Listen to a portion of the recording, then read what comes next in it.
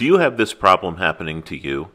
After a heavy downpour, or after you hose off your lanai, water just puddles in certain areas and there's no place for it to go.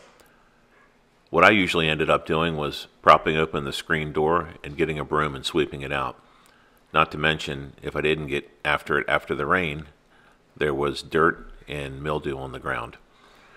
I did some research and I found a great product that's pretty easy to install. All you do is you loosen up the Tapcon screws that hold the 1x2 channel down to your concrete pad, and then lift up the corners a little bit with screwdrivers. Mark the position of the drain that you're going to put in, and then cut it out with a Dremel tool.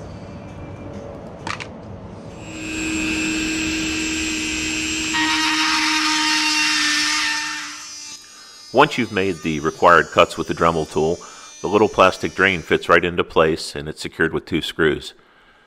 It has a covering over it with 13 little holes in it that will allow water to seep out, or if you're going to be doing some hosing off or expecting a heavy rain, you can also remove that and the water will flow a lot more freely. Once you're done the installation, just tighten the Tapcon screws back down and you can caulk the outside of it if you'd wish. And to my surprise, the water now flows freely and I have no more standing water on my lanai.